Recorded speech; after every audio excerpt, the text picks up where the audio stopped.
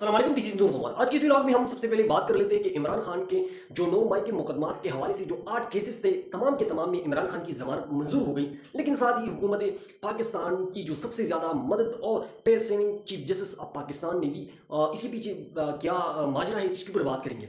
और साथ ही DGSPR ने सोहेल पढ़ाई ने जो कालम लिखा, इससे वो मुकर गए और उन्होंने बिल्कुल ये कहा कि उन्होंने आर्मी चीफ से बिल्कुल मुलाकात की नहीं। इसके पीछे क्या मामला है, इसके ऊपर बात करेंगे।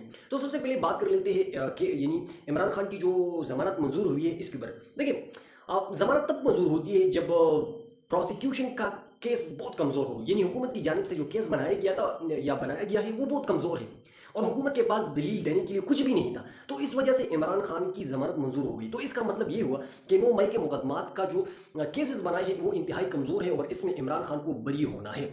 सबसे पहली बात तो ये है। लेकिन हुकूमत के यानी चीफ जस्टिस पाकिस्तान की जानिब से यानी जितना इनसे हो सकता था, इस यानी भरपूर अंदाज में इसको दवालत दी। सबसे पहले इमरान खान का केस नहीं लगाता था, लेकिन फिर जब लगाया तो इसी दिन इमरान खान का वकील मुल्क में नहीं था।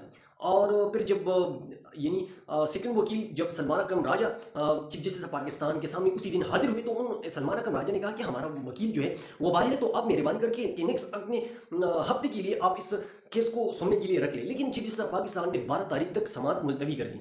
फिर जब 12 तारीख आ गई तो 12 तारीख में ये हुआ कि चीफ जस्टिस ऑफ पाकिस्तान ने हुकूमत को मजीद वक्त दे दिया कि आप भरपूर तैयारी के साथ आए और हम इसके ऊपर दलाइल सुनेंगे। तो 19 तारीख तक लंबा गया।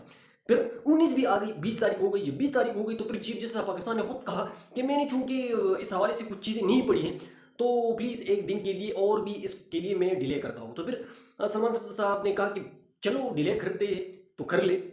फिर 20 तारीख को जब केस लगा तो चीफ जस्टिस ऑफ पाकिस्तान ने प्रोसिक्यूशन को एक दिन के लिए मोहलत दे दी। फिर जब आज 21 अगस्त का दिन आया तो यहाँ पर एक हैरानकुन बात ये थी कि इन 3 रुकनी बेंच में मियां गुल हसन औरंगजेब साहब शामिल थे, लेकिन आज वो शामिल नहीं हुए और इसके बजाय रिजवी साहब को बेंच में बैठना पड़ा। तो हो सकता है कि मियां गुल हसन औरंगजेब ने या खुद अपनी तरफ से इस बेंच से अलग किया गया हो या इनको हटा दिया गया है। तो हो सकता है कि मियां गुल हसन औरंगजेब इसके ऊपर कुछ स्टैंड लेते। तो चीफ जस्टिस ऑफ पाकिस्तान वो यानी वो चाहते थे कि कोई इस तरह के बात सामने ना आए कि जिससे जो अदालतों ने जो फैसले किए हैं 9 मई के मुकदमात के हवाले से, इसके ऊपर कोई असर पड़े।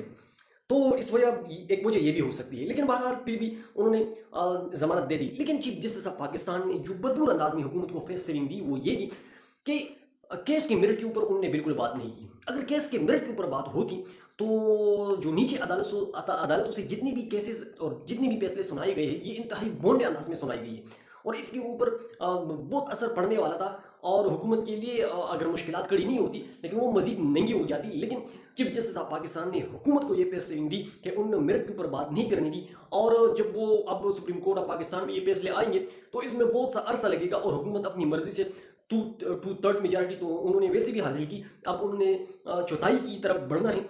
तो इस वजह से भी हुकूमत को चीफ जस्टिस ऑफ पाकिस्तान ने भरपूर अंदाज में जो है सहूलतकारी की है इस बुनियाद के ऊपर। तो ये चीफ जस्टिस ऑफ पाकिस्तान का मैं समझता हूँ कि इंतहाई एहसन इकदाम नहीं है। इनको अदालत की ओहदे पर बैठते हुए इंसाफ देना चाहिए, चाहे वो कोई भी हो। दूसरी बात जो है सोहेल बड़ाइच के हवाले से जो उन्होंने कॉलम लिखा था, तो ISPR ने आज बिल्कुल बाकायदा तौर पर यह कहा कि ये मनगढ़ंत है और सोहेल बड़ाइच की मुलाकात बिल्कुल आर्मी चीफ से हुई नहीं।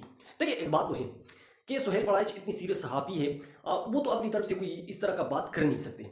दूसरी बात ये है कि अगर ये बात ठीक है कि सोहेल बड़ाइच ने अपनी तरफ से लिखी है तो DGSPR को उसी दिन, अगर उसी दिन नहीं था तो अगले दिन यानी इसकी तरदीद कर लेनी चाहिए थी। लेकिन चूंकि सोहेल बड़ाइच ने जब कॉलम लिखा और वो मार्केट में फैल गया, लेकिन पाकिस्तान तरीके हिसाब का जो सोशल मीडिया है खुसूसन पाकिस्तानी कौम ने इसके ऊपर जिस तरह का रिएक्शन दिया और इसके ऊपर जिस तरह का टिकटॉक वगैरह बने, तो पाकिस्तान के एस्टेब्लिशमेंट को इससे पीछे हटना पड़ा और उन्होंने बाकायदा तौर पर यह कह दिया कि जी ये हमारी तरफ से बिल्कुल है भी नहीं। ISPR ने यहाँ तक कह दिया कि फील्ड मार्शल साहब ने ना पाकिस्तान तहरीक इंसाफ का ना इमरान खान का वहाँ पर कोई जिक्र किया है। तो बहरहाल ये सोहेल बड़ाइच के लिए एक इबरत का मुकाम है कि इनको ये चाहिए कि जब वो किसी चीज़ को पब्लिश करते हैं या कोई कॉलम लिखते हैं तो इनको 1000 बार सोचना चाहिए कि इसके पीछे अगर कल मुझसे कोई फिर खफा हो जाए और अगर फिर मेरा साथ देने वाला कोई ना हो तो फिर मैं क्या करूँगा। तो मेरे ख्याल में सोहेल बड़ाइच के लिए बहुत मुश्किल पैदा की गई है।